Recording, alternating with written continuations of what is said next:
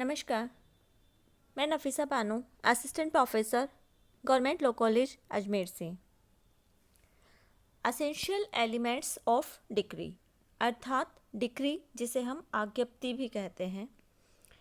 Decree के आवश्यक तत्व। जैसा कि डिक्री की डेफिनेशन सिविल प्रोसीजर कोड की सेक्शन 2 के क्लोज 2 में दी गई है, उसके आधार पर डिक्री के कुल 8 असेंशियल एलिमेंट्स निकलकर सामने आते हैं, जिनमें से 5 असेंशियल एलिमेंट्स और डिक्री की डेफिनेशन के बारे में हम पिछले 2 लेक्चर्स में बात कर चुके हैं। इसी टॉपिक को अर्थात डिक्री के आवश्यक तत्व, इसी टॉपिक को आगे बढ़ाते हुए आज हम बात करने वाले हैं डिक्री के 6th, 7th और 8th असेंशियल एलिमेंट की। डिक्री का 6th असेंशियल एलिमेंट है अ डिक्री में include rejection of a plant and determination of any question under section 144। अर्थात डिक्री में शामिल माना जाएगा वादपत्र का नामंजूर किया जाना और धारा 144 के भीतर किसी प्रश्न का अवधारण। ये जो शब्द डिक्री की डेफिनेशन में प्रयुक्त हुए हैं, उनसे स्पष्ट है कि निम्नलिखित 2 परिस्थितियों में न्यायालय के द्वारा दिए गए निर्णय डिक्री माने जाएंगे। यद्यपि उनसे यह प्रतीत होता है कि न्यायालय ने पक्षकारों के अधिकारों का अंतिम रूप से निर्धारण नहीं किया है। अर्थात वैसे तो सेक्शन 2 के क्लोज 2 की अपेक्षाओं को पूरा करने वाला विनिश्चय डिक्री है, लेकिन बाय अ लीगल फिक्शन अर्थात विधिक कल्पना के द्वारा भी कुछ आदेशों एवं अभिनिश्चयों को डिक्री मान लिया गया है। कहने का मतलब है, जैसा कि हमने सेक्शन 2 के क्लोज 2 में डिक्री की डेफिनेशन को देखा है और उसके आधार पर जो उसके असेंशियल एलिमेंट्स निकल के आए हैं, या किसी न्यायालय के निर्णय को डिक्री होने के लिए जिन आवश्यक तत्वों का या अपेक्षाओं का पूरा होना ज़रूरी है, हालांकि वे अपेक्षाएं पूरी नहीं हो रही है, फिर भी विधिक कल्पना के द्वारा न्यायालय के किसी अभिनिश्चय और आदेश को डिक्री मान लिया गया है और ऐसे आदेश एवं अभिनिश्चयों को डीम्ड डिक्री कहा जाता है और इनमें शामिल हैं रिजेक्शन ऑफ अ प्लांट अर्थात वादपत्र को नामंजूर किया जाना या अस्वीकार किया जाना, और determination of any question under section 144 अर्थात धारा 144 के भीतर किसी प्रश्न का अवधारण। इसके अलावा ऑर्डर 21 के रूल 58 में और रूल 98 तथा रूल 100 में भी न्यायालय का जो आदेश या अभिनिश्चय या एडजुडिकेशन होता है, उसे भी डीम्ड डिक्री का एग्जाम्पल या उदाहरण माना गया है। ये तो बात हुई डीम्ड डिक्री की। वापस हम अपने पॉइंट पर आते हैं। वे कौन सी 2 परिस्थितियां हैं जिनमें यद्यपि शब्दों से तो यह प्रतीत होता है कि न्यायालय ने पक्षकारों के अधिकारों का अंतिम रूप से निर्धारण नहीं किया है, लेकिन फिर भी न्यायालय द्वारा दिए गए निर्णय डिक्री माने जाएंगे। First one is rejection of a plant अर्थात वादपत्र का खारिज या नामंजूर किया वादपत्र का अस्वीकार या नामंजूर किया जाना। डिक्री की डेफिनेशन यह स्पष्ट करती है कि न्यायालय द्वारा वादपत्र का नामंजूर किया जाना डिक्री माना जाएगा। ऑर्डर 7 के रूल 11 में वो मामले या परिस्थितियां बताई गई हैं जिनमें न्यायालय चाहे तो प्लांट को रिजेक्ट कर सकता है अर्थात नामंजूर कर सकता है। वो परिस्थिति है पहली, जहां वादपत्र में अर्थात प्लांट में वाद कारण प्रकट नहीं होता है। कोज ऑफ एक्शन जब प्लांट के अंदर वादपत्र में प्रकट नहीं होता है तो न्यायालय चाहे तो उसे रिजेक्ट कर सकता है,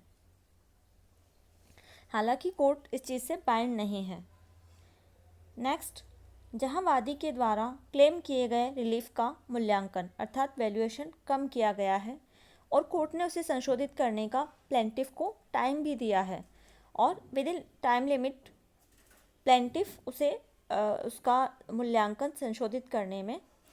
संशोधित नहीं करता है। नेक्स्ट वन इज जहां क्लेम किया गया रिलीफ का वैल्यूएशन तो ठीक किया है, लेकिन जो वाद पत्र है अर्थात प्लेंट है उसमें वो इनसफिशिएंट स्टैम्प पर लिखा गया है तथा कोर्ट ने उसे सफिशिएंट स्टाम्प लगाने के लिए टाइम दिया है और फिर भी प्लेंटिफ ने उस पूर्ति को नहीं किया है। नेक्स्ट, जहाँ प्लेंट से यह स्पष्ट होता है कि जो वाद है वह टाइम बार्ड है, तो न्यायालय उस प्लेंट को नामंजूर कर देगा। नेक्स्ट, वाद संस्थित करते समय यदि वाद 2 प्रतियों में अर्थात 2 सेट्स में दाखिल नहीं किया जाए तो भी न्यायालय ऐसे प्लेंट को रिजेक्ट कर देगा। हालांकि ऐसा करने से पहले कोर्ट के द्वारा प्लेंटिफ को ऐसी प्रति दाखिल करने का टाइम दिया जाता है। लास्ट वन इज जहां वादी ऑर्डर 7 के रूल 9 के प्रावधानों का पालन करने में असफल रहता है, अर्थात जहां किसी वाद में एक से ज़्यादा डिफेंडेंट होते हैं अर्थात प्रतिवादी होते हैं, तो तब न्यायालय वादी से वादपत्र की उतनी ही प्रतियां पेश करने के लिए कहता है जितने की प्रतिवादी हैं, जिससे कि हर प्रतिवादी पे वादपत्र की एक कॉपी की तामील की जा सके। तो इन सब परिस्थितियों में न्यायालय के द्वारा जब किसी वादपत्र को अर्थात प्लेंट को नामंजूर कर दिया जाता है तो उसे डिक्री की श्रेणी में माना जाएगा, अर्थात ऐसे आदेश को डिक्री माना जाएगा। हालांकि वह सेक्शन 2 के क्लोज 2 में दी गई अपेक्षाओं को पूरा नहीं कर रहा है, उसके बावजूद भी बाय अ लीगल फिक्शन इसे डिक्री मान लिया गया है। दूसरी परिस्थिति है determination of any question under section 144 अर्थात धारा 144 के भीतर किसी प्रश्न का अवधारण। धारा 144 के अंतर्गत प्रत्यास्थापन अर्थात रेस्टिट्यूशन के आवेदन का उल्लेख किया गया है। प्रत्यास्थापन का उद्देश्य डिक्री से पूर्व की यथास्थिति को पुनः स्थापित करना है, अर्थात वह आज्ञप्ति यानी वह डिक्री या आदेश जो अपील में या रिवीजन में उलट दिया गया है, पक्षकार को ऐसी डिक्री या आदेश के उलटने से पूर्व की जो स्थिति थी उसी में वापस लेकर आना, अर्थात न्यायालय की यह ड्यूटी है कि वह उस पक्षकार को जो गलत निर्णय के कारण कुछ खो चुका है उसे पुनः स्थापित कर दे। इस संदर्भ में पक्षकारों के द्वारा जो भी प्रश्न उत्पन्न होते हैं उनका न्यायालय यदि निर्धारण करता है तो सेक्शन 2 के क्लोज 2 में यह आज्ञप्ति माना जाएगा और जो कि अपील योग्य होगा। डिक्री का 7th एसेंशियल एलिमेंट है डिक्री में शामिल नहीं माना जाएगा। फर्स्ट, आदेश any adjudication from which an appeal lies is an appeal from an order, अर्थात ऐसा कोई न्याय निर्णय जिसकी अपील आदेश की तरह होती है। दूसरा है any order of dismissal for default, अर्थात व्यतिक्रम के लिए खारिजी का या बर्खास्तगी का कोई आदेश। डिक्री में इन दोनों बातों को या इन दोनों चीज़ों को शामिल नहीं किया जाएगा या ऐसे दोनों आदेश शामिल नहीं किए जाएंगे। पहला है ऐसा कोई न्याय निर्णय जिसकी अपील आदेश की तरह होती है। यहाँ मैं बताना चाहूँगी न्यायालय के द्वारा दिए गए आदेश 2 प्रकार के होते हैं, एक वे जिनकी अपील नहीं हो सकती तथा दूसरे वे जिनकी अपील हो सकती है। ऐसे आदेश जो अपील योग्य नहीं हैं सामान्यतया वे न्यायालय की प्रोसीजर से संबंध रखते हैं जो कि डिक्री की संज्ञा में आते ही नहीं हैं, जैसे सेक्शन 148 में समय वृद्धि के संबंध में या फिर सेक्शन 152 में किसी क्लैरिकल डिफ़ॉल्ट के संशोधन के संबंध में या फिर ऑर्डर 9 के रूल 9 में वाद के पुनर्स्थापन के संबंध में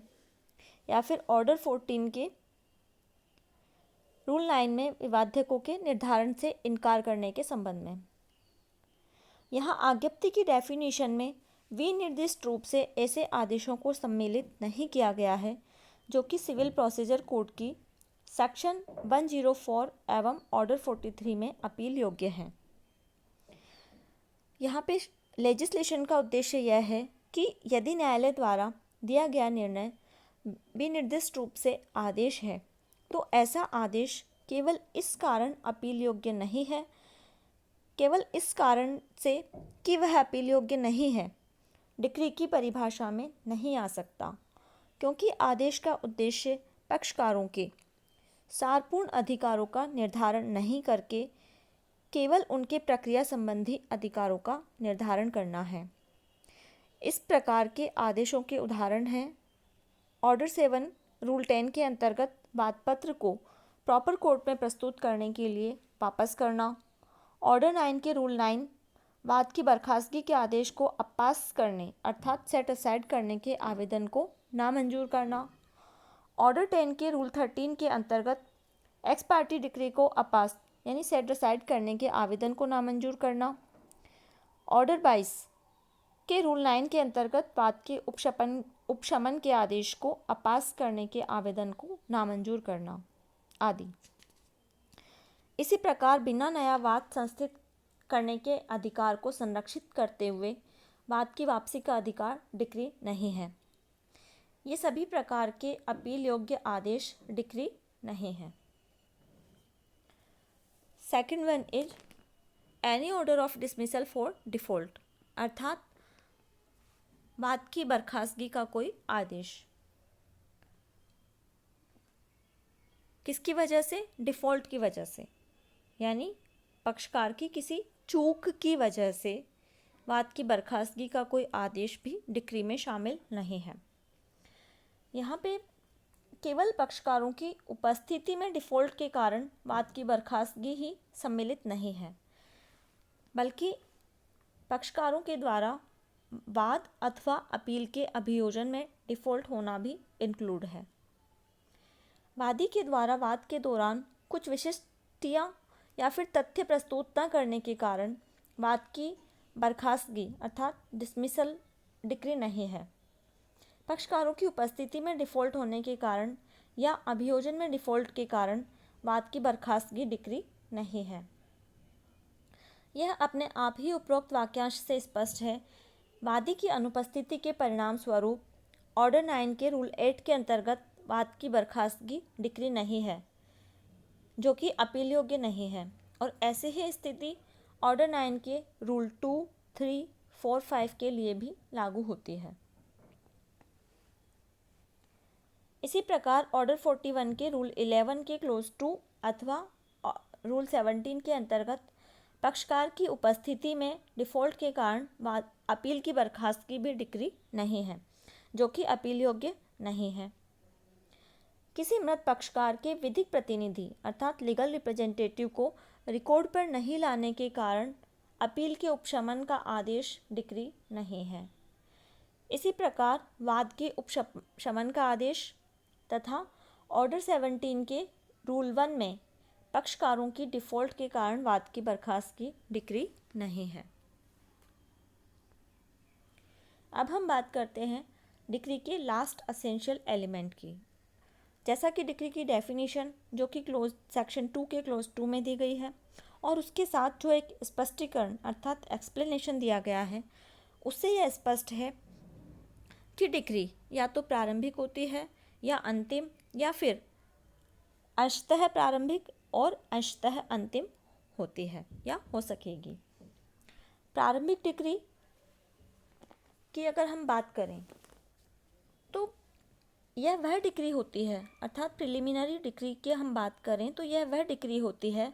जब वाद के पूर्ण रूप से निपटा दिए जा सकने के पहले आगे और कार्यवाही की जानी शेष रहती है। अर्थात यह वह डिक्री है जिसमें न्यायालय के द्वारा किसी विवादास्पद विषय में पक्षकारों के अधिकारों का निर्धारण तो न्यायालय करता है, या मतलब निर्धारण तो किया जाता है, किंतु वाद को पूर्ण रूप से निपटारा नहीं करता है, क्योंकि वाद का पूर्ण रूप से निपटारा करने से पहले कुछ कार्यवाहियाँ पूर्ण की जानी बाकी रह गई है। न्यायालय ऑर्डर 20 में उल्लेखित वादों में प्रारंभिक डिक्री पारित कर सकता है। इसके कुछ उदाहरण हैं, जैसे कि पोजीशन के लिए जो वाद होते हैं, या फिर रेंट के वाद होते हैं, मीन प्रॉफिट के लिए जो वाद होते हैं, एडमिनिस्ट्रेटिव सूट होते हैं, प्रियम्पशन के लिए अर्थात अग्र क्रयाधिकार या हक शुफा के लिए जो वाद होते हैं, या फिर किसी पार्टनरशिप के डिसोल्यूशन के लिए जो वाद होते हैं, या प्रॉपर्टी की डिवाइडेशन के लिए, या उस पर पोजीशन के लिए जो वाद होते हैं, इस तरह के जो सूट्स हैं वो सभी उनमें प्रिलिमिनरी डिक्री पारित की जाती है कोर्ट के द्वारा। अगर हम बात करें फाइनल डिक्री की अर्थात अंतिम डिक्री की, तो वाद का पूर्ण रूप से निपटारा करने वाली जो डिक्री होती है वह अंतिम डिक्री कहलाती है। अर्थात जब कोई न्यायालय अपने समक्ष प्रस्तुत वाद में विवाद का निपटारा अंतिम रूप से कर देता है और उसके बाद कोई कार्यवाही करना बाकी नहीं रह जाता, तब न्यायालय द्वारा पारित डिक्री को अंतिम डिक्री कहा जाता है। अंतिम डिक्री न्यायालय सीधे भी पारित कर सकता है या प्रारंभिक डिक्री पारित करने के बाद भी। अंतिम डिक्री सदैव प्रारंभिक डिक्री के निर्देशानुसार ही पारित की जाती है, और यदि अपील में प्रारंभिक डिक्री को रद्द कर दिया जाता है या उलट दिया जाता है तो अंतिम डिक्री स्वतः अपने आप ही निरस्त हो जाती है। अगर हम बात करें partly preliminary and partly final decree की अर्थात अंशतः प्रारंभिक तथा अंशतः अंतिम डिक्री की, तो ऐसी डिक्री वही हो सकती है जहां न्यायालय डिक्री के माध्यम से दो प्रश्नों पर निर्णय देता है। उदाहरण के लिए, किसी वाद में कब्जे और मध्यवर्ती लाभ के लिए दावा किया गया है, अर्थात प्रॉपर्टी का पोजीशन भी लेना है और उस प्रॉपर्टी पर जो इलीगल पोजीशन रखा गया है और जितनी अवधि तक रखा गया है उस अवधि के दौरान उससे प्राप्त होने वाले लाभ को प्राप्त करने का भी दावा किया गया है, और न्यायालय दोनों के लिए एक ही डिक्री पारित करता है, तब यहाँ कब्जे के लिए डिक्री अंतिम डिक्री तथा मध्यवर्ती लाभ के लिए जो डिक्री पारित करता है वह प्रारंभिक डिक्री होगी।